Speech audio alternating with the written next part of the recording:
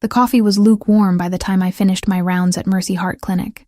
I'd made it at 6 that morning, before Sophia woke, before the chaos of getting her dressed and fed and ready for school began. She'd complained about her lunch again. Too many vegetables, not enough of the cookies I'd hidden at the bottom of the container. I'd kissed her forehead and promised to fix it tomorrow, knowing full well I'd do the exact same thing because children needed nutrition more than they needed my capitulation to their preferences. At 32, I'd learned patience in ways I never anticipated as a younger woman. Patience with difficult patients. Patience with insurance companies that denied necessary procedures. Patience with myself for choices that had seemed logical at the time, but now haunted quiet moments between work and sleep. The clinic was situated in a renovated brownstone on Beacon Hill, the kind of place that whispered old money and careful discretion. My colleagues didn't ask many questions about my background. One of them, Dr. Harrison, had been instrumental in my arrival here 7 years and 9 months ago. He'd known people who knew people, the sort of network that existed in whispered conversations and handshake agreements that never made it to paper.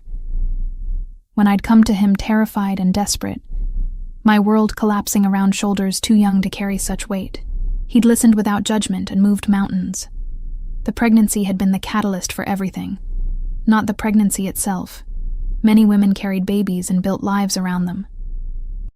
It was who the father was that made everything impossible. Lucas Marino wasn't a man who accepted loss or limitation. He collected things. Money, property, loyalty, power. He would have collected me and our child with the same methodical precision he applied to his business interests, and our daughter would have been raised in a world where violence was currency, and trust was a weakness to be eliminated. I'd made a choice that seemed impossible at the time, but became the only option I could live with. I'd fabricated a miscarriage at 22 weeks, complete with medical records that Dr. Harrison and 2 other colleagues had carefully documented. Lucas received the news with the kind of silence that suggested his world had tilted sideways. For 3 days, I waited for him to appear at my apartment, for his men to surround the building, for the explosion of rage I knew was coming. Instead, he disappeared into his business affairs, and I never heard from him directly again. A mutual acquaintance mentioned weeks later that he'd attended a funeral, that he'd seemed diminished somehow, as though grief had carved away pieces of him. What Lucas didn't know was that I was very much alive and still carrying his daughter.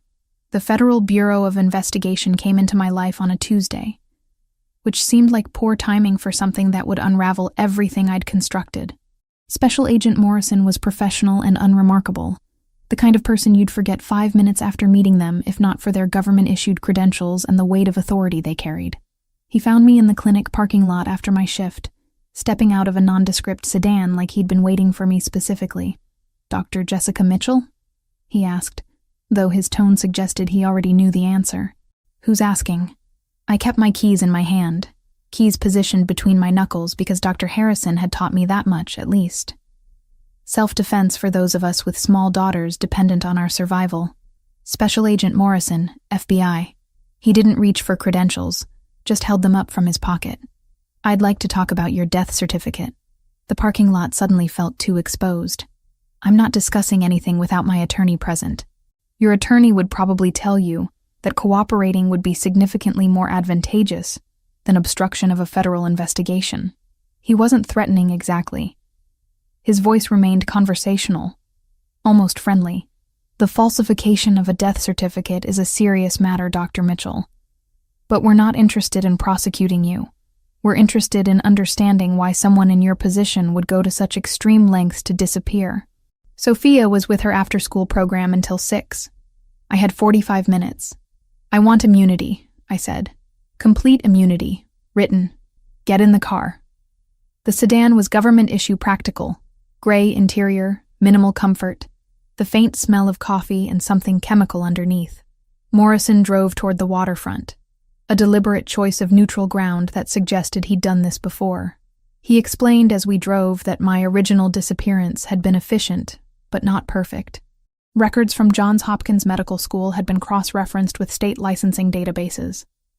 Someone had noticed that Dr. Jessica Mitchell, the physician, had been reported dead, yet Dr. Jessica Mitchell, the licensed practitioner, had somehow managed to maintain her credentials in Massachusetts, under a slightly altered name. Small inconsistencies that accumulated. "Someone is looking for you," Morrison said as we pulled into a parking area overlooking the harbor. "Not us. Not federal authorities. Someone far more dangerous." My throat went dry. I didn't need him to specify who. There was only one person whose attention could constitute that particular flavor of threat. "What do they want?" My voice sounded distant, like someone else was speaking. "Information, leverage. That depends on various factors."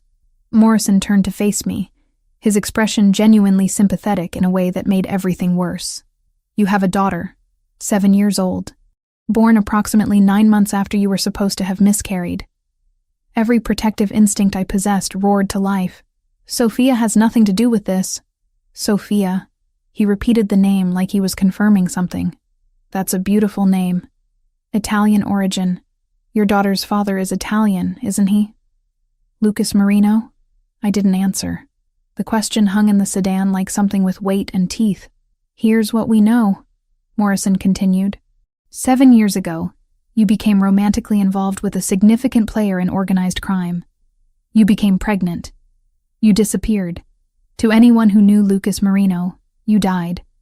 But you didn't die. You created an entirely new identity and have been working as a cardiologist in Boston under a protective arrangement that, frankly, was somewhat creative in its construction. "What do you want from me?" I asked, though I already knew the answer forming in his expression. "Right now, we want to offer you something. A genuine federal witness protection arrangement. Not the improvised version you have now. Genuine security for you and your daughter. Real documentation. A real life, not one built on falsified records." "In exchange for what?" "Information about Lucas Marino's operations. His structure. His vulnerabilities." I thought of Sophia's lunchbox, the one with the cartoon unicorn on the side. I thought of her small hand in mine as we walked to school. I thought of the life I'd built. Imperfect and fragile, but mine. And then I thought about the fact that people far more powerful than me had already discovered my existence. That Morrison sitting beside me, offering protection, was only the beginning of the attention I was about to receive. "I need time to think," I said. "You have 48 hours. After that, the situation changes." The phone call came during my lunch break, which felt intentionally cruel in its timing. I was sitting in the hospital cafeteria, pushing around a salad I had no appetite for, when the unknown number lit up my screen. I let it ring twice before answering, that old instinct telling me that hesitation mattered. "Dr. Mitchell?" A woman's voice, professional and measured. "My name is Attorney Patricia Summers. I represent several clients whose interests align with your current situation. We need to meet. I don't know what you're talking about. Special Agent Morrison contacted you yesterday. He offered federal protection in exchange for testimony. Before you commit to any arrangement with the Bureau, there are other parties who would like to present alternative options." A pause. "For Sophia's sake, I'd recommend listening." The salad became instantly irrelevant. I set down my fork with deliberate care. "How do you know about my daughter?" "Because the people who employ me have been aware of her existence for some time. Unlike Agent Morrison, we're not interested in prosecution. We're interested in mutual survival." We arranged to meet at a coffee shop in Cambridge, neutral territory that felt absurdly ordinary given the circumstances. Patricia Summers was exactly what her voice suggested. A woman in her 60s wearing charcoal gray with silver jewelry, the kind of person who disappeared into crowds because nothing about her demanded attention. She ordered black coffee and waited until I was seated before she began. "Lucas Marino has been aware that he has a daughter for approximately 14 hours, she said without preamble. "This information came to him through sources within a rival organization called the Versiani family. They discovered Sophia's existence through surveillance of your clinic and cross-referencing of medical records. Their intention is not simply to inform Lucas. Their intention is to create leverage." My chest constricted. "What kind of leverage?" "The kind that involves your child. The Versiani family operates primarily through intimidation and control of assets. A 7-year-old girl connected to one of the most powerful men in the Northeast qualifies as both leverage and a potential weakness they can exploit. They're planning a custody arrangement that would essentially grant them access to Sophia as insurance against Lucas's business decisions. That's kidnapping. Yes. Also known as leverage in certain circles. Patricia sipped her coffee with the calm of someone discussing weather patterns. The timeline is aggressive. They've already positioned people in Boston. The attempt will likely occur within the next 72 hours. I stood abruptly, the chair scraping backward. I'm taking Sophia and leaving. Where will you go? Patricia didn't even glance up from her cup. Agent Morrison knows your address. The Versiani family knows your address. Your license flagged inconsistencies in the National Provider Identifier Registry. The Massachusetts Board pulled your file, and federal healthcare auditors noticed the trail. Running stopped being viable yesterday. Then what are you suggesting? I sat back down because the alternative was panic, and panic served no one. Contact Lucas Marino directly. Inform him of the threat. Allow him to provide protection. He'll never let us go. He'll absorb us into his world and... I stopped, because Patricia was shaking her head. He'll absorb you into his world regardless of what you choose. The Versiani family has already made that decision for you. The only question is whether you face that reality with protection or without it. My hands were shaking. I pressed them flat against the table. How do I contact him? You don't. I do. Patricia slid a business card across the table. It contained nothing but a phone number. Call this number at precisely 8 o'clock tonight. Tell whoever answers that Dr. Mitchell wishes to arrange a meeting with Lucas Marino regarding a matter of family security. They'll coordinate the details. Why would he agree to meet with me after 7 years? Because he has a daughter he didn't know existed. And because men like Lucas Marino don't ignore threats to their bloodline. Because his entire organizational structure is now at risk from a rival family exploiting his weakness. Because you're offering him information about how deeply the Versiani family has infiltrated Boston. Patricia gathered her coffee cup and stood. And because whether he knows it or not, he's been looking for you since you disappeared. This is simply an opportunity for that search to end. After she left, I sat in the coffee shop for another hour, watching people move through their ordinary lives. A couple debated which pastry to purchase. A student worked on a laptop with the intensity of someone racing deadlines. An elderly man read a newspaper that probably contained articles about crime and politics, and all the violence that existed in spaces I'd successfully avoided. The call to Dr. Harrison came next, the man who had facilitated my disappearance and maintained cautious oversight ever since. He listened without interrupting, while I explained the convergence of threats and Attorney Summers's proposal. I'm sorry, he said when I finished. I thought the documentation would hold. I thought enough time had passed that... He stopped himself. You need to talk to Lucas. I'm terrified, I admitted, and the confession felt like stepping off a cliff. Of course you are, but Sophia is in danger either way. At least with Lucas, she has a father who can actually protect her. I'll handle things here. The clinic, your colleagues. If anyone asks questions, you're on an emergency family leave. Sophia was asking about the presentation I'd promised to help with for her school project when I picked her up that afternoon. She wanted to create something about marine biology, apparently inspired by a documentary she'd watched. She talked nonstop during the drive home, her small voice filling the car with enthusiasm about octopuses and their intelligence levels. I listened and responded at appropriate intervals while my mind fractured into different sections, each one occupied by distinct terrors. At exactly 8 o'clock, I called the number on Patricia's card. A man answered on the first ring, his voice carrying an accent that suggested Italian heritage. Is this the woman Lucas has been mourning? He asked, not bothering with pleasantries. This is Jessica Mitchell. I need to meet with Lucas Marino tonight. It concerns the safety of his daughter. A silence followed, the kind that stretched long enough to feel intentional. There is a location. I am sending you an address. The convoy left Boston a little after 9. Past Worcester, the night thinned into long ribbons of highway and rain. By 11:30 we were over the state line, the GPS tracing the Connecticut River Valley like a vein. The estate sat west of Hartford, close enough for supply lines, far enough to be no one's neighbor. 1 hour. Come alone. No phone. No weapons. If you carry documents, they'll be inspected at the door. The address corresponded to a warehouse district near the harbor, the kind of place that existed in the gaps between legitimate Boston and everything that moved through the darkness. I arranged for my neighbor to watch Sophia, told her it was a medical emergency, which technically was true in the most crucial sense. My daughter's entire future constituted emergency. I drove toward the warehouse with my hands steady on the wheel and my heart performing gymnastics against my ribs. The address led me to a converted shipping facility with industrial architecture and minimal signage. A man stood waiting, his posture suggesting military training or something equivalent. He didn't ask questions, simply gestured for me to follow.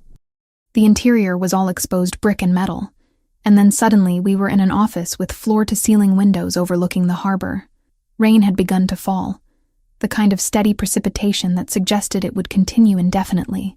And there, backlit by the gray evening light, was Lucas Marino. 7 years had changed him in ways I hadn't anticipated. His frame remained imposing, but something about his bearing suggested a man who'd been carrying weight far heavier than muscle. He turned when I entered, and for a moment nothing moved between us except recognition. "Hello, Jessica," he said, and his voice contained every emotion he'd learned not to display in 7 years of believing I was dead. The rain continued against the warehouse glass, and somewhere in Boston, my daughter slept in the apartment we'd built together, unaware that her entire world was about to shift on its axis.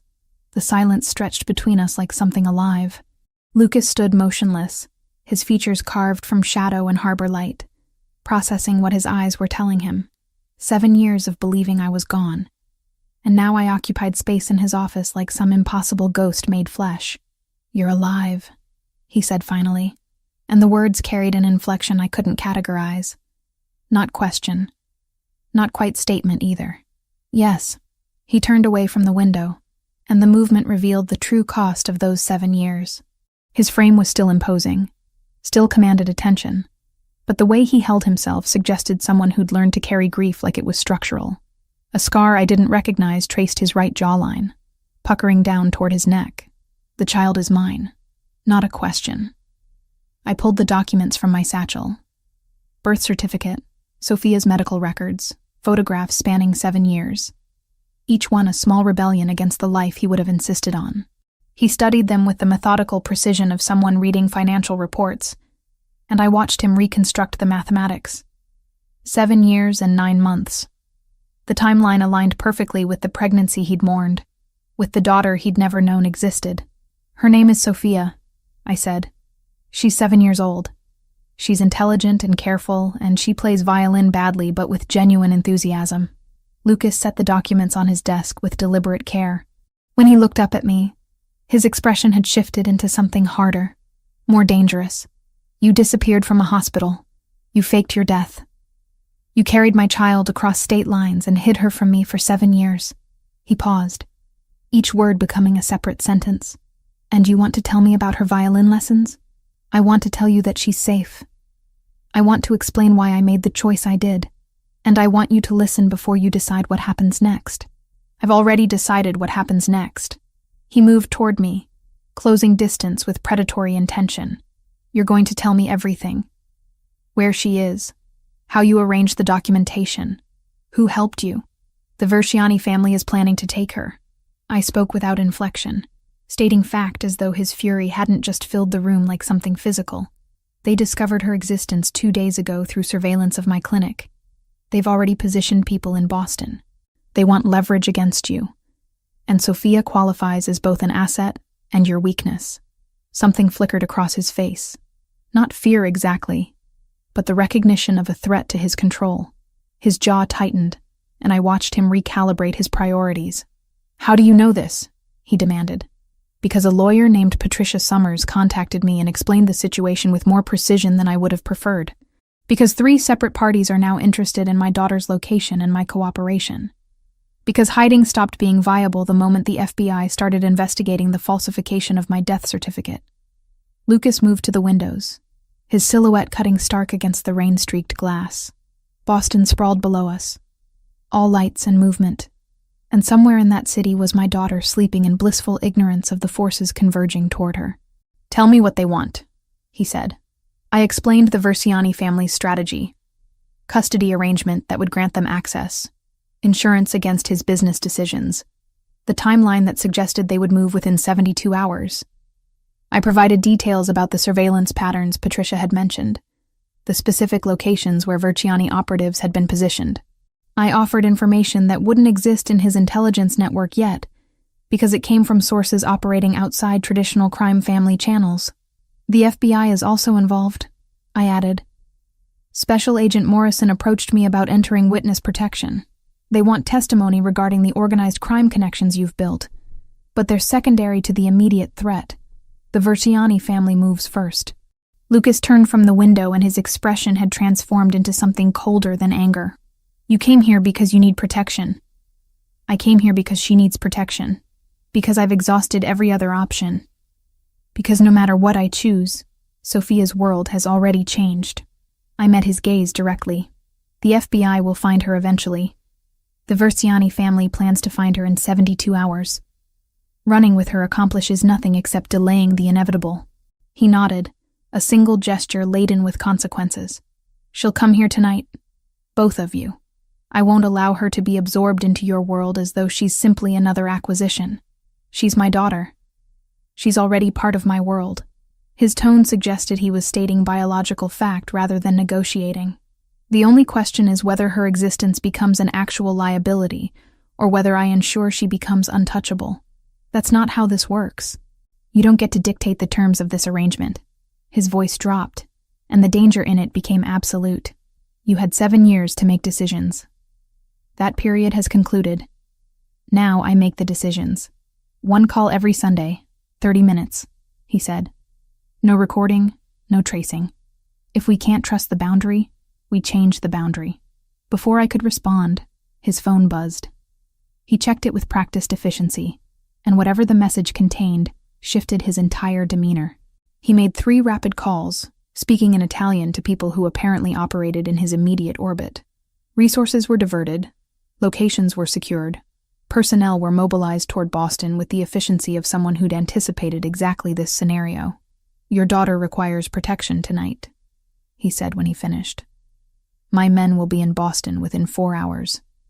You will arrange for Sophia to be removed from her current location. You will bring her to the coordinates I'm about to send you. Lucas, you came to me for protection. You're receiving it. He moved toward his desk and began typing on a laptop with sharp, precise movements. The Versiani family will discover that the resources they've positioned in Boston have become liabilities. Agent Morrison will receive information about his investigation that will cause the FBI to redirect their immediate attention. Your colleagues at the clinic will receive visits from people who will explain that they need to stop cooperating with federal authorities. What are you doing? Eliminating the threats, consolidating control, operating within my capacity as a man with sufficient resources to protect what belongs to him. He turned to face me. Your daughter belongs to me now. That means she's protected in ways you couldn't accomplish alone. That also means certain choices are no longer yours to make. She's my daughter, too. Yes. Which is why you're still alive. He moved closer, and I forced myself not to retreat, despite every survival instinct screaming at me to do so. You had one job when you disappeared. Keep my child safe. You failed that job the moment you allowed the Versiani family to discover her existence. Now, I'm assuming that responsibility. I wanted to argue. I wanted to reassert autonomy and agency and maternal authority. Instead, I simply nodded, because he was right about one thing. Sophia wasn't safe with me. Sophia wasn't safe anywhere except in the orbit of someone powerful enough to make threats inconvenient for her enemies. When can you retrieve her? He asked. Within the hour. Do it. My men will be waiting at these coordinates. He sent the address to my phone. After tonight, she's under my protection. Permanently. The rain had intensified as I made my way back toward the door, each drop hitting the windows with increasing urgency. I paused before leaving. She doesn't know about you, I said. She thinks her father is simply absent. She doesn't understand what you do or who you are. Then I suppose we'll both need to learn how to be parents to each other. Lucas returned to the window, silhouetted once more against the storming city. Tonight, Jessica. Bring her tonight. After that, We discuss the details of how your life integrates into mine. I left him there in the darkness, surrounded by the infrastructure of power he'd spent 7 years constructing. Somewhere in Boston, my daughter was sleeping, unaware that her entire existence had just shifted fundamentally, irrevocably. The property revealed itself gradually as we drove through the gates. Lucas's estate sprawled across manicured grounds with the kind of understated architecture that whispered wealth rather than screamed it. Glass and stone merged seamlessly with landscape design that looked effortless, but probably required armies of maintenance staff. Sophia pressed her face against the car window, her earlier anxiety transforming into curiosity as we descended the private driveway. "Mommy, whose house is this?" she asked, and the innocence in her voice made my chest constrict. "Someone who can help keep us safe," I answered, which was technically accurate even if it failed to capture the complexity of what was actually happening. Lucas waited on the front steps, and I watched him take in Sophia for the first time. She was small for 7, with brown curls that never stayed in the style I attempted, and eyes that held his exact shade of dark. Recognition flickered across his face. Not the shock I'd witnessed in the warehouse office, but something deeper. Ownership. Possession. The understanding that this small human carried his genetic material and would now exist in his orbit indefinitely.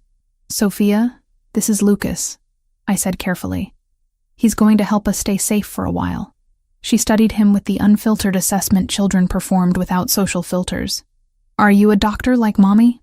"No," Lucas said, and something in his tone suggested he was choosing his words with deliberate care. "I handle problems. I make sure people are protected." "That's like what Mommy does." Sophia seemed satisfied with this explanation, but with different problems. Lucas inclined his head slightly. "Exactly." The interior of the house unfolded in layers of carefully curated luxury. A woman in her 60s emerged from the kitchen, her posture suggesting military precision, and her expression indicating she'd managed far more complex situations than harboring a 7-year-old and her protective mother. Lucas introduced her as Rosa, the house manager, and she immediately began assessing Sophia with eyes that held both warmth and professional capability. "The child must be hungry after traveling," Rosa said, her accent suggesting Italian heritage. "I have prepared simple food, nothing complicated for young stomachs." "Sophia," Lucas directed, and his tone carried absolute authority, "go with Rosa. She'll show you to your rooms and ensure you're comfortable." I moved to follow, but Lucas caught my arm with surprising gentleness. "We need to discuss terms." The study was lined with books that suggested serious reading rather than decorative collection. Floor-to-ceiling windows overlooked the grounds, and Lucas positioned himself behind an imposing desk with the practiced ease of someone accustomed to operating from positions of power. "Sophia remains here," he stated, "under constant protection. Medical staff on site. Security that exceeds what any civilian facility could provide. She needs to attend school. She needs routine. She can't be locked in a house.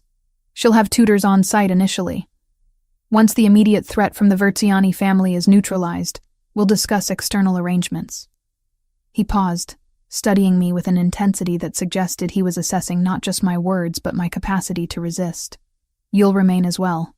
Not as prisoner. Not as guest. As someone with medical expertise who will ensure both she and I maintain optimal health. I won't be controlled. You're already being controlled by circumstances beyond your authority." His delivery was matter-of-fact rather than cruel. "The FBI seeks your cooperation. The Verziani family seeks leverage.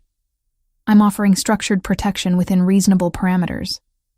That's not control. That's exchange of services. I need to work. I need my practice. Your practice is currently under FBI scrutiny.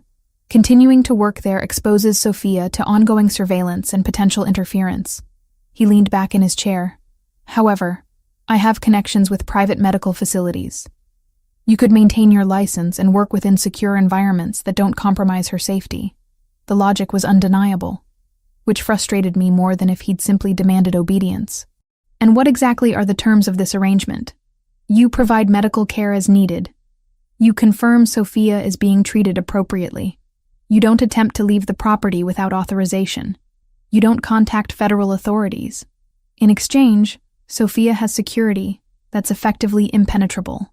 You both receive protection from every faction currently interested in your location. That sounds like imprisonment. It sounds like reality. He stood and moved toward the windows. You made a choice when you disappeared with my child. Now I'm making the choices. The only variable is whether you cooperate or resist. Over the following weeks, the arrangement developed its own rhythm. Sophia adapted to the house with the remarkable flexibility of childhood. Rosa established routines that provided structure without oppression. A tutor arrived daily to maintain her education. She discovered a pool and spent afternoons perfecting a doggy paddle that barely qualified as swimming. She learned that Lucas took coffee in the morning without sugar, and that he had a scar because he'd once been careless about his own safety. Patricia Summers called again, I told Lucas. She would, he said, not looking up. Whose side is she on? Her own, he said. She brokers survival. Sometimes that aligns with mine, sometimes with my enemies. She warned you because selling the warning was worth more than selling the silence. So I don't owe her.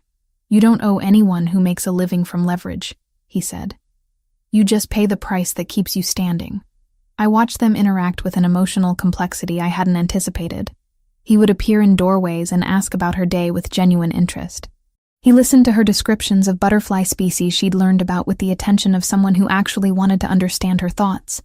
When she stumbled during a practice run in the hallway, he caught her reflexively, his hands trembling slightly, as though the catch had cost him something. She has your intensity, I observed one evening when Sophia was occupied with Rosa in the kitchen. She has your intelligence. He returned to the book he'd been pretending to read. She also has your stubbornness regarding bedtime protocols. You tried to order her to bed. She negotiated. She suggested that reading by herself for 15 minutes constituted an acceptable compromise. He closed his book. She inherited my flexibility regarding strategy. But the domestic equilibrium fractured when Lucas attempted to assert absolute authority regarding her activities. He made a decision that Sophia was to have no contact with people outside the property. Not phone calls to her former school friends, not letters. Complete isolation justified by security concerns. Absolutely not, I said when I discovered the directive. She's a 7-year-old child, not a strategic asset. She's my daughter, and her safety is non-negotiable. Her psychological health is non-negotiable as well. She needs connection beyond this property and beyond your security apparatus. I met his gaze directly. If you attempt to enforce that isolation, I will leave. I will contact the FBI and negotiate protective custody. I will remove her from your influence entirely. The silence that followed contained the weight of genuine conflict. For the first time since the warehouse office, Lucas faced someone who wouldn't simply accept his edicts. His hand clenched briefly, then released. 2 supervised calls per month, he said finally. To approved individuals only, monitored for security purposes. 1 call per week to 1 friend, unmonitored. You either trust that I won't betray your location or you don't. He looked at me for a long moment, and I watched the calculation move across his face. The recognition that maintaining control required her cooperation. That domination purchased through force would create precisely the resentment that would eventually separate him from his daughter. 1 call per week, he agreed. Sunday afternoons, 30 minutes maximum. It wasn't perfect. It wasn't the freedom she deserved. But it was a negotiation, which meant something fundamental had shifted. He'd accepted that parenting involved compromise, and that his daughter's autonomy required respecting boundaries he couldn't simply override. Rosa found me later in the library, where I was pretending to read while actually processing the exchange. He's learning, she said quietly. Slowly. But he's learning that love requires surrender of control. It takes men like him longer to understand this. The attack came on a Wednesday afternoon when everything felt deceptively normal. Sophia was in the pool with Rosa supervising, her laughter echoing across the grounds as she practiced floating on her back. I was in the library reviewing medical journals when Lucas entered with an expression that transformed his entire demeanor into something primal and dangerous. We have a breach, he said without preamble. 2 operatives attempting to bypass the eastern perimeter. I stood immediately. Sophia is secure, Rosa's moving her inside now. He was already moving toward the doors, speaking into an earpiece in rapid Italian. Stay here. Lock this door. Do not open it regardless of what you hear. I locked the library door as instructed, but remaining stationary felt impossible. Through the windows, I could see movement on the property. Guards repositioning, vehicles emerging from garage areas I hadn't known existed. The peaceful estate transformed into something militarized within seconds. The first gunshot shattered the illusion of safety I'd begun cultivating.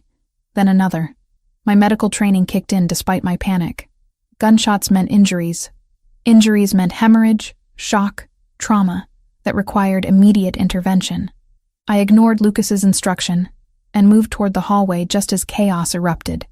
A guard stumbled past, blood streaming down his arm where a bullet had torn through the bicep. He was going into shock, his breathing becoming shallow and rapid. Without hesitation, I grabbed his uninjured arm and pulled him into the first aid station I knew was located near the kitchen. Rosa had shown me the location weeks ago, a fully stocked medical room designed for exactly these scenarios. Sit down, now, I commanded, and the authority in my voice overrode his attempt to continue toward Lucas. I worked quickly, assessing the wound. The bullet had entered cleanly, but the exit wound was catastrophic, bleeding heavily. I applied direct pressure with sterile gauze while ripping open an IV kit with my teeth.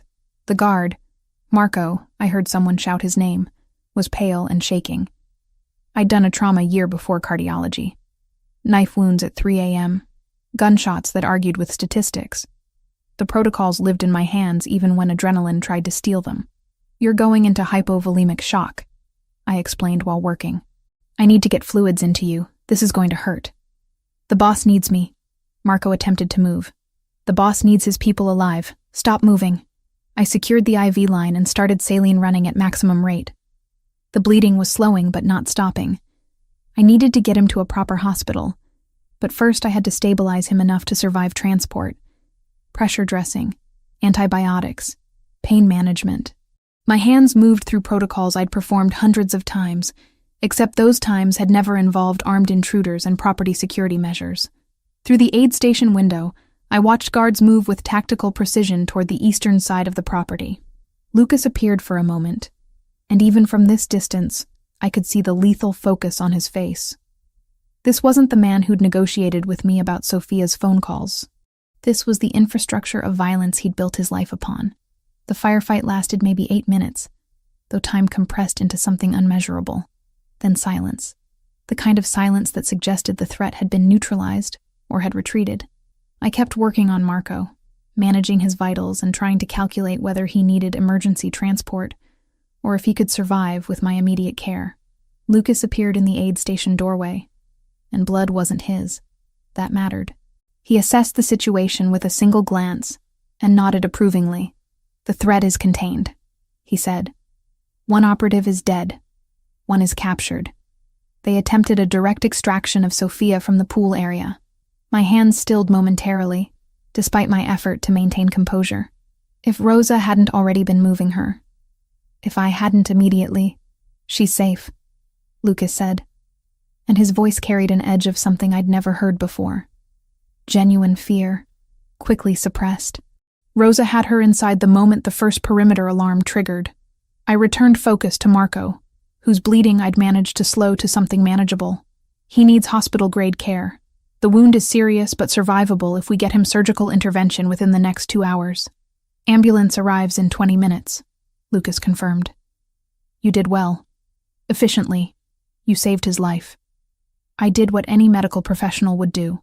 Most medical professionals would have panicked or attempted to hide. He watched me work with an intensity that suggested he was reconsidering something fundamental. You assessed the situation and acted. That's not standard civilian behavior. I'm not a standard civilian. I applied fresh gauze to the exit wound. I've treated gang violence patients in Boston emergency rooms. I know what trauma looks like. The paramedics arrived and I briefed them quickly on Marco's condition, medications administered, IV placement. They loaded him with practiced efficiency, and I watched the ambulance depart down the private drive. When I turned back, Lucas was still watching me with an expression I couldn't quite categorize. Reassessment. Recognition. possibly something approaching respect. "Come with me," he said. The interrogation room, because that's clearly what it was, despite the euphemistic term secure office, contained a man who looked precisely like what he was. Versiani operative, early 40s, scarred, with the bearing of someone accustomed to violence. His left eye was swelling where Lucas's men had clearly encouraged cooperation. "This is Dr. Mitchell," Lucas said calmly. "She's going to explain why your organization's plan has failed." The operative's gaze flicked toward me with confusion, then back to Lucas. "Tell me what you were instructed to accomplish," Lucas directed. The operative remained silent. Lucas nodded, and one of his men moved toward the captive. Before he could make contact, I stepped forward. "Your objective was to extract my daughter and hold her for ransom," I said, and my voice was steady despite the trembling in my chest. "Create a public spectacle that would humiliate Lucas and create leverage for future negotiations." The operative's expression shifted slightly, confirmation that I'd understood correctly. "That plan has several flaws," I continued. "First, your organization didn't account for the fact that Sophia doesn't leave this property without security detail. Second, you didn't anticipate that the medical staff on site are equipped to handle tactical situations. Third, you failed to understand that Lucas doesn't negotiate when his family is threatened. He eliminates threats." "Very impressive," the operative said, his voice carrying an accent that suggested Eastern European origins. "The little girl's mother. How touching." Lucas moved with sudden violence, slamming the operative's head against the table. Blood streamed from the man's nose. "You attempted to take my child," Lucas said quietly. "You threatened her physical safety. Every choice you make from this moment forward determines whether you survive the night or whether I ensure your organization understands that particular mistake has become fatal." The interrogation continued for another hour, Lucas extracting information about Versiani's positioning, their resources in Boston, their timeline for escalation. I stood nearby, ostensibly as medical observer, but actually as witness to the reality of Lucas's world. This wasn't abstraction. This wasn't theoretical danger. This was the specific mechanics of how he maintained control. When it was concluded, Lucas led me away from the interrogation room and back through the house. We found Sophia in the main living area, curled against Rosa with a book, seemingly unaffected by the morning's violence. Children possessed remarkable resilience or remarkable trauma denial. I hadn't yet determined which. "She's safe," Rosa assured me. She heard nothing, saw nothing. But I saw the way Lucas looked at his daughter, the recognition of how close he'd come to losing her, the acknowledgement that my original fear, that Sophia would be absorbed into his criminal world as merely another asset, had been naive. She wasn't just an asset. She was his daughter, and that meant something to him that transcended business calculations. Later that evening, Lucas found me in the library. The property had returned to its normal security protocols, though enhanced now. Additional cameras, patrol patterns modified, contingency plans clearly activated. "Thank you," he said simply. "For what?" "For saving Marco. For remaining clear-headed during the attack. For understanding the threat and responding appropriately." He paused. "And for confirming something I needed to understand." "What?" "That you're not simply a beautiful woman who happened to carry my child. You're capable, intelligent, brave in ways that matter." He moved closer. "I've spent 7 years believing I wanted you back. Now I'm recognizing that what I actually want is someone who can stand beside me in this world. Someone who understands it without requiring protection from its realities. I should have felt manipulated. Should have recognized this as a calculation designed to make me more compliant. Instead, I felt seen in a way that terrified and exhilarated me simultaneously. He wasn't asking me to be less. He was acknowledging that I'd become more. 6 weeks became 2 months, and the rhythm of the estate settled into something resembling normal. Sophia stopped asking when we could leave. She stopped counting days on the calendar Rosa had provided. Instead, she began asking when Lucas would return from his meetings, whether he preferred tea or coffee, if he'd watched the documentary about dolphins she'd seen last week. The transformation from temporary refuge to permanent residence happened gradually. Then suddenly, with the weight of inevitability behind it, I watched them together during breakfast one morning. Sophia was describing her tutoring session with meticulous detail, explaining how she'd finally understood the concept of fractions by using chocolate divided into squares. Lucas listened with focused attention, asking questions that demonstrated genuine interest rather than obligatory engagement. His scarred jaw softened when she laughed at her own explanation of how she'd almost eaten the learning materials. "You're good with her," I said later, finding him in the study reviewing documents. "She's easy to love," he replied, without looking up. "She has your intelligence and your ability to find humor in complications." It was the first time he'd voluntarily connected me to something positive about Sophia. The acknowledgement felt significant. "We should discuss what happened," I said, and he finally met my gaze. 7 years ago. Why I did what I did. Why I never contacted you. He set down his pen with deliberate care. "Sit down, Jessica." I expected anger.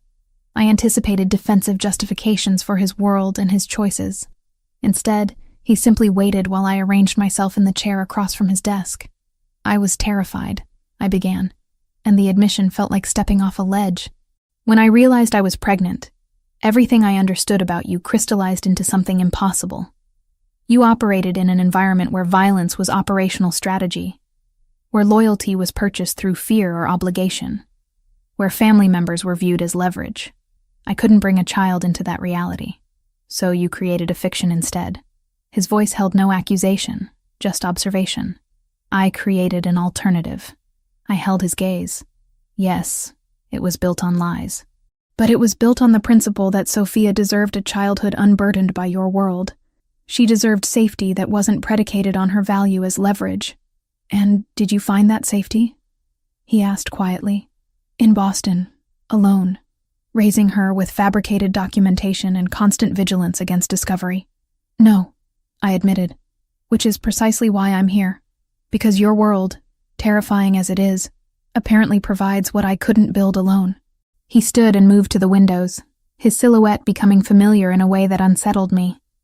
7 years of absence had created distance that his physical presence hadn't actually bridged.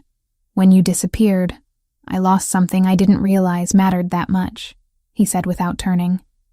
"Not just you. Not just the child I didn't know existed. I lost something fundamental about how I understood myself. I spent 7 years becoming harder, colder, more willing to employ violence as solution. Your absence created space for those parts of me to expand unchecked. That's not my responsibility. I'm not assigning responsibility." He finally turned. "I'm offering explanation. The brutality I'm known for now, the ruthlessness that causes other families to avoid direct conflict with mine. That evolved in the years after you died, or at least, after I believed you'd died. You could have chosen differently." "Yes, I could have. Instead, I chose to make certain that anyone who threatened my territory understood the cost of that threat. I became the monster everyone needed me to be, because I was grieving someone I couldn't acknowledge losing." He moved closer. "Do you understand what that means? That you blame me for your choices. That I'm explaining why your choice to disappear had consequences you couldn't have anticipated. That your absence shaped not just my life, but the lives of every person who's encountered my organization. That I need you to understand the weight of what you set in motion." The accusation hung between us like something with substance. I wanted to defend my choice. I wanted to explain that self-preservation required distance from his world. Instead, I sat with the reality that both of us had made decisions that rippled outward in ways neither could have controlled. "I'm sorry," I said finally, "for the impact of my choice. I'm not sorry for making it, because Sophia needed protection from a reality she wasn't born to inhabit. But I understand now that my actions created consequences I didn't authorize." He sat back down, studying me with an intensity that suggested reassessment. "I've spent 7 years believing I wanted you back, because I loved you. Now I'm recognizing that what I actually wanted was to undo the loss, to reclaim something I'd decided was mine. And now I understand that you're not something I reclaim. You're someone I either partner with or lose completely. There's no middle ground available to us." He opened a drawer and withdrew documents. "These are updated identification papers. Completely legitimate. These are updated identification papers. Legitimate. The case against you is closed. A consent agreement with the U.S. Attorney's Office and the State Board restores your legal identity without admitting wrongdoing. No aliases. No program handlers. Your life, on paper, is clean. Should you choose to leave, you have the option. Sophia can remain here under my guardianship, or you can both depart. The choice belongs entirely to you. Morrison didn't call. He sent a letter, typed, unsigned, the kind that lives in filing cabinets and never warms to fingerprints. We appreciate your cooperation to date. I read it twice. I hadn't cooperated, not formally. Maybe the system had decided it wanted one less loose thread. Or maybe one man with a badge had decided a mother and a child weren't the place to draw a hard line. I stared at the papers without touching them. Why are you offering this? Because love, apparently, requires offering freedom, even when you'd prefer to impose constraints. His voice carried something that might have been bitterness, or might have been acceptance. Because keeping someone through force is simply imprisonment, and I won't do that to you. Because you deserve the autonomy to choose your life, rather than having it decided through my authority. The weight of what he was offering felt catastrophic. Genuine choice, actual freedom. The knowledge that staying wouldn't be compliance but decision. What happens if I stay? I asked. Then we build something that's not based on loss or possession. Something constructed between two people who understand each other's capacity for survival and strategic thinking. Whether that includes romantic involvement remains to be determined by both of us.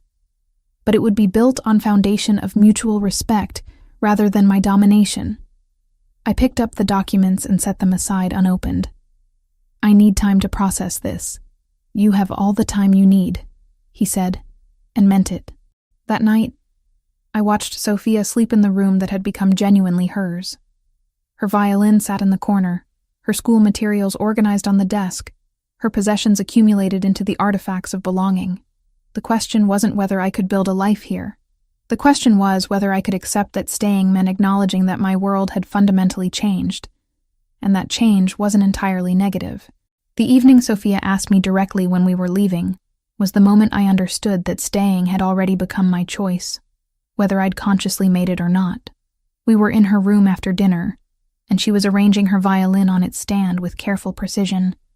The instrument had arrived 2 weeks earlier, a quality upgrade from the student model she'd been learning on in Boston. Lucas had ordered it without consulting me, which should have irritated me, but instead felt like acknowledgement that she would remain long enough to require advancement. We're not leaving, are we? Sophia asked without looking at me. The question deserved honesty. Do you want to? She finally turned, and her expression carried a maturity that 7 years old shouldn't possess. I like it here. I like Rosa. I like that Lucas asks about my lessons. I like that I don't have to be quiet anymore. In Boston, she'd learned early that visibility attracted complications. She'd learned to move through the world carefully, to avoid drawing attention, to keep herself small. Here, in this fortress, she'd expanded into her natural personality. The irony wasn't lost on me.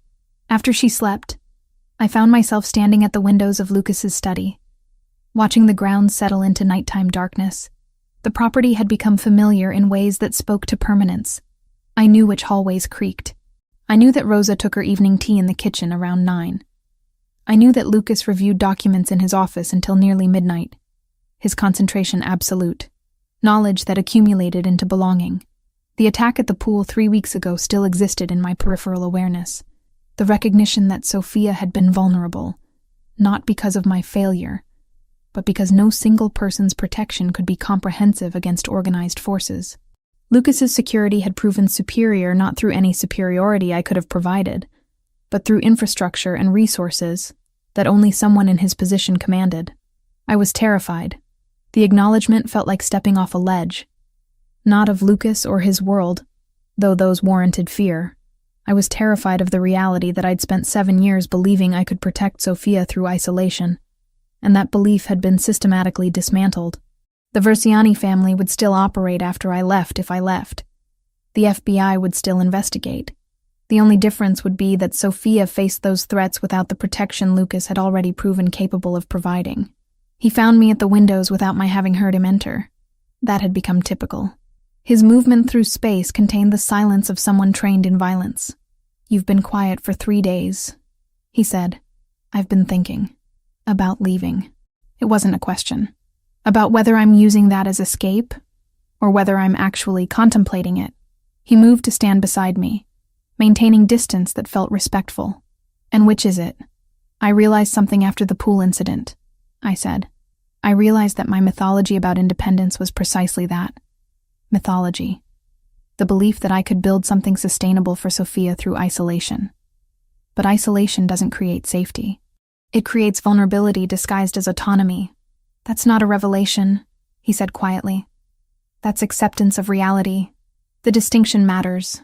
I finally turned to face him. "I came here because I had no alternative. I stayed because you offered protection. But if I'm committing to this, to remaining, to building something with you, it has to be through choice that's actually informed. Not desperation, repackaged as decision. Meaning I need to understand what I'm choosing. Not just Sophia's security, though that matters. What does partnership look like with someone like you? What does it demand from me?" He was quiet for a long moment, and I watched him construct his response with the precision he applied to everything. "7 years ago, you made a choice that I didn't understand," he began. "You carried my daughter away from me. You built a life specifically designed to exclude me. I was angry about that. Furious, actually. But I've had time to recognize something about that anger." He paused. "I was angry because you'd made a choice that I couldn't control. That I still can't control. Is that supposed to be comforting?" "No. It's supposed to be honest." He met my gaze. "I understand now why you disappeared. I understand that you looked at me and saw someone who would absorb you and your child into his world without consent. I understand that you were protecting her by leaving. I don't forgive you for doing it, because forgiveness suggests you did something wrong. You did what survival demanded. I'm simply acknowledging that now. The distinction mattered. Forgiveness would have implied judgment, followed by absolution. Understanding felt more fundamental. If I stay," I said slowly, "it's not because I'm surrendering to your authority. It's because I recognize that protection through partnership is stronger than protection through isolation. It's because Sophia deserves to know her father. It's because I'm exhausted from carrying everything alone. Those are acceptable reasons," he said. "And what do you want from this arrangement? Besides the obvious leverage of having me and Sophia under your control, I want someone who understands what I do without requiring me to sanitize it. Someone who can stand beside me in this world without flinching every time I make a decision that involves necessary violence." He stepped closer. "I want partnership with someone who has the intelligence to challenge me when I'm making mistakes, and the capability to survive the consequences of those mistakes. You're describing a partner in crime, not a romantic relationship. I'm describing what I actually need," he said. "Romantic attachment is secondary to the foundation that has to exist first. Though if we're successful at building that partnership, romance becomes inevitable. I considered this. The pragmatism appealed to me in ways that grand declarations of passion never could. This wasn't seduction. This was negotiation. I want autonomy," I said. "Professional autonomy, personal autonomy. I want to continue practicing medicine. I want to maintain relationships outside this property. I want Sophia to have experiences that aren't entirely contained within your security apparatus." "Agreed. You can't make that agreement without establishing parameters. What counts as acceptable risk? What relationships are permitted? What constitutes sufficient security? Those are details we establish together," he said. "Not through my authority, but through mutual decision-making. That requires trust." "Yes, it does." The rain had started while we were talking, gentle precipitation that suggested continuation rather than storm. Through the windows, I could see it gathering on the glass, individual drops merging into rivulets. Sophia slept upstairs. The property hummed with security protocols I'd stopped bothering to fully comprehend. My life existed in this space now, not as captive but as inhabitant, who'd chosen the confinement through recognition that the alternative was worse. "I'm staying," I said finally. Not because I have nowhere else to go, because I've accepted that nowhere else would be better, because Sophia is already rooted here, because I'm tired of running. Lucas reached out slowly, giving me opportunity to move away. And when I didn't, he took my hand. The contact was simple. The significance was everything. The paperwork arrived in a manila envelope marked with federal seals. 3 separate documents detailed the permanent transition of my legal status from temporary witness protection to established identity. Jessica Mitchell, officially recognized, completely legitimate. The irony of legitimacy achieved through an organization designed to obscure identities wasn't lost on me. Your colleagues are safe, Lucas said, setting a separate folder on the desk beside the federal documents. Dr. Harrison received assurances that federal investigation has concluded. The other physicians who assisted you were determined to be coerced rather than complicit. Charges have been dropped across the board. I opened the folder and found detailed documentation of how that had occurred. Legal arguments structured precisely to expose FBI overreach. Testimony from sources within the organization that indicated intimidation, rather than willing participation. The machinery of Lucas's world had moved through legitimate channels to accomplish an outcome that served my interests. How? I asked. I have attorneys who specialize in complicated situations, he replied, and I recognized the understatement. They found inconsistencies in the federal investigation that suggested prosecutorial misconduct. Once those were highlighted, the Bureau found it advantageous to close the matter. Sophia appeared in the doorway, her violin case in hand. She'd begun attending sessions with an instructor who came to the property twice weekly. The arrangement felt deliciously normal, despite its extraordinary context. "Lucas, I'm ready," she announced, and he looked up from his documents with the kind of focus he typically reserved for business matters. "Then let's hear what you've learned this week," he said, gesturing for her to proceed. She opened the case and withdrew the instrument, positioning it with the seriousness of someone who understood the value of her father's attention. The piece she played was simple, but executed with genuine effort. Not perfect, but sincere. When she finished, Lucas applauded with genuine appreciation, rather than performative encouragement. "Remarkable progress," he said. "Your left-hand positioning has improved significantly." Sophia beamed with the kind of pride that only genuine recognition from an authority figure could generate. She repacked her violin and excused herself, leaving us alone once more. "She's asking when she can attend school," Lucas said without preamble. "Regular school, with other children her age. Is that possible?" Increasingly. He leaned back in his chair.